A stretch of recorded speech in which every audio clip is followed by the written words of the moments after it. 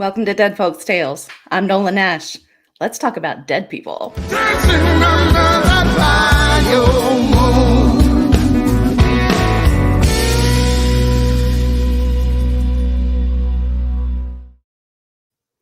Welcome once again to Dead Folks Tales, a copywritten podcast of Authors on the Air Global Radio Network. I am your host, Nola Nash. I am the author of the Crescent City series, which includes both Crescent City Moon and Crescent City Sin. And my new series is launching in March with the first book, Traveler. Really excited about that one. Got to see the cover for that this week. So that's exciting news. So I am flying solo today on Dead Folks Tales without a guest because our New Orleans folks, as you can imagine, are quite busy with cleanup, and some of those folks down there still don't have any power and necessities. So we are sending all the positive vibes we can down to the Gulf Coast and everyone who was impacted by the devastation of Hurricane Ida.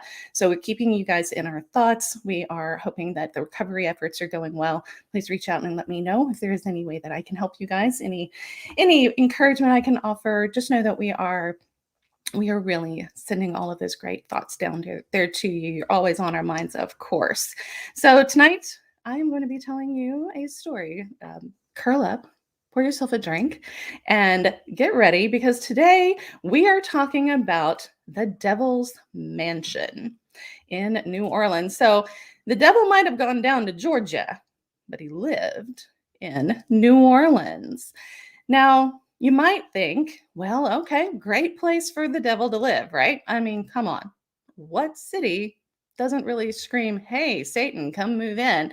Like maybe Vegas or New Orleans. Great place for him to kind of blend in with the caricatures that are down there, right? Now, he didn't live where you might think. Lots of folks would think, oh, sure, he's going to go hang out in the red light district, go drinking on Bourbon Street. No, no, no, no, no, no, no. Old Scratch likes to live large.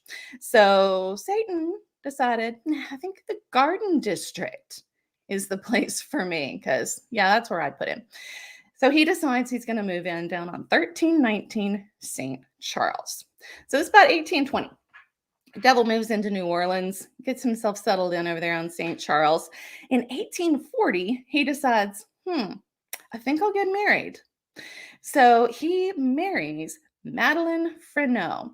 Now, Madeline, she's beautiful, dark hair, pale, exactly what you'd expect, right? I mean, come on. If you're going to marry the devil, this is the image we all imagine, right? Now, the devil decides he's going to build her this beautiful house, this mansion for his bride. Beautiful being a relative term. This is Satan, right? So he builds this house, and each room has its own floor, and there's all these weird staircases that get you to whichever room, whichever floor you need to go on. It's kind of like a 3D MC Escher painting, because it's just all over the place and really weird. So old Maddie here and her hubby Satan are hanging out down there on St. Charles. And, neighbors would say that they'd see the devil, standing on a balcony, just observing the town, horns and all. There they are. They're living large. But the devil, being the devil, has to go leave town sometimes. And so he goes off to do devilly things. I don't know. Maybe that's when he went to Georgia. Who knows? He's got to go play the fiddle. Devil got to do devil things. So he leaves town. Well, he has to do this a lot. He's a busy guy. And Maddie gets bored. So Madeline strikes up an affair with a young Creole gentleman named Alcide. Because if you're married to the devil, having an affair sounds like a really good idea, right? So Alcide and Madeline carry on for a while. And apparently the devil is none the wiser. Now, who knows? He apparently gave Madeline this whole household staff full of little red demons. I know, the story was almost believable until that part, right? So the little demons, maybe they're getting wise. Maybe they fill him in. I don't know. Somehow, devil gets suspicious. So one night, Alcide is out, and the stranger approaches him, kind of mysterious stranger, and they start talking, and eventually the stranger gets Alcide to admit that he is having an affair with Madeline Freneau, who is, of course, Satan's bride. So Alcide, Maddie's a looker, so he's kind of proud of this. Anyway, doesn't know this guy, stranger in town, right? Might as well tell him all the good stuff. Well, turns out it's the devil. So the devil wants to make a deal with Alcide. He offers Alcide a whole lot of money if Alcide will take Madeline and leave town and never come back. He says, all right, so I'm going to give you all this money. You're going to take my wife. Y'all going to go because, I'm kind of done with y'all over this. And you guys go on and you name yourselves Madame and Monsieur L. Like the letter L. Like, I don't know where the devil pulls the letters from. I don't make these decisions. I didn't write this. Devil did. So L. Okay, so Alcide says, all right, look, I'm going to think about it. So the devil's like, all right, fine, go think about it, whatever. So devil's gone again. Alcide has dinner at the devil's mansion with Madeline. Alcide's kind of getting tired of this. I mean, he's got to be thinking, all right, lots of money or tempting fate, having an affair with the devil's wife. What do I really want to do? Kind of got over it. And he's like, all right, look. So he tells Madeline about the deal. And so Madeline's like, that, okay. And then Halsey kind of leans back in his chair and he's thinking, you know what, Maddie?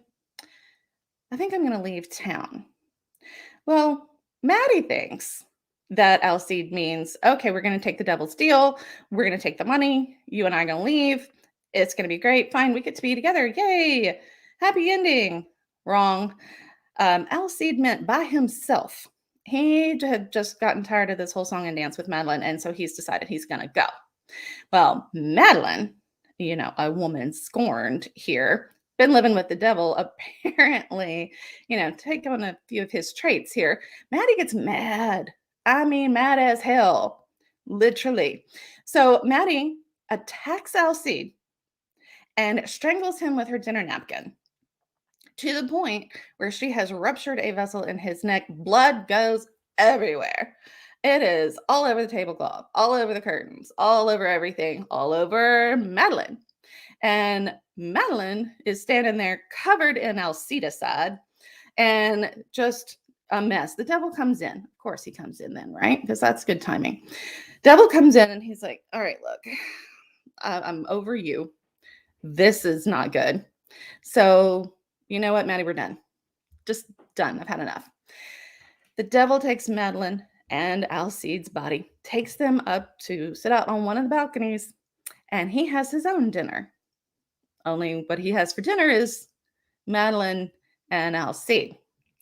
Devil is apparently not a skin guy. Decided he didn't want that. Chucked it over the balcony out into one of the alleys. Figured the critters back there would eat that. I mean, it's South Louisiana. You don't know what's in your food. So skin goes over there. And Devil leaves town. He decided he had enough. Maybe he just left the Garden District. You can make an argument. He went to hang out somewhere else in town. If you've ever been to New Orleans, you never know. So Devil's gone. Maybe he went back to Georgia. Who knows? Round two was little, Johnny or whoever he was. So Devil's gone. The house is still there. Well, like any, interesting house in New Orleans, more people are going to want it. It's not necessarily the house's history that turns anybody off, or so we thought. So more people try to live in the devil's mansion. They think, all right, cheap house, it's weird, but whatever. It's got an interesting story. Sure, we'll live there. But what happens at sunset is what ends up running a lot of the people off. So every night at sunset, this table appears and it's the dinner scene all over again. So we've got Alcide's murder. We've got the blood everywhere. We've got Madeline standing there in Alcide's blood all over the place. She's wandering around, moaning, doing stuff. And unseen hands are rattling doorknobs. And it smells like smoke in the house, even if there's no fires lit. Weird things are happening. So basically, all of this stuff is just happening over and over and over again every night at sunset. Well, as you can imagine, that freaks people out. So the house turns over and changes hands a few times, which is, all right. And then it stays empty for a while. So apparently news of all of this has gotten out. And so nobody wants to buy the house. It stands empty until 1878. In 1878, Laurie Beauregard, who is the daughter of General P.G.T. Beauregard, who owns the Beauregard House in the French Quarter, which is also haunted. Another story for another day. Don't worry. We will get to that tale. But so PGT Beauregard's daughter, Laurie, and her husband from Atlanta, Charles, they move into the Devil's Mansion. Now, Charles and Laurie don't seem to have any problem with these weird roommates they have in this kind of recreation of this terrible, horrific dinner. In fact, Charles is intrigued by it. And he actually continues to document the haunting throughout his stay in that house. Laurie dies in childbirth when she's 34, so she dies fairly young, but Charles continued to live there. And he continues to document the story and all the hauntings that go along with it up until 1909 when he finally leaves the house. So all of this started back with Satan moving in 1820. Now in 1909, Charles finally leaves, and the house stands empty again. And it is not until 1930 that the house is finally demolished. So in 1930, in the summer, they finally tear down the Devil's Mansion. Well, it's the Garden District. It's St. Charles. You're not just going to have something empty sitting there very long. So, of course, they're going to put something else there. And so, what they built there is this. So, you can go down today to 1319 St. Charles Avenue, and you can stay in Maison St. Charles Hotel. It's a boutique hotel down on St. Charles in the Garden District. You can stay there and enjoy your time because the hotel staff has not reported any hauntings of the hotel. So whatever was causing all of that mess had to have been tied to the house itself. So who knows?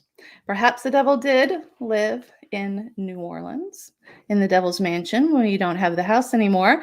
But given the fact that its last owner was actually the son-in-law of one of New Orleans' more reputable citizens and kept documentation all the way to 1909, fairly recent times as far as, New Orleans history goes, and it's 300 years. Perhaps there's a little bit more to this story than is as fantastical as it seems. Who knows? So I guess let me know in the comments. Do you believe that the devil lived in New Orleans? Can you imagine a better place for him to hang out and spend some time? Because, that's a good place for him, I think. So today's podcast is going to be a little bit shorter as I prepare for more stories, and I'm keeping in touch with folks down in the city, and I'm hoping to have more and more guests from down there coming on. They've got their hands full right now, understandably so.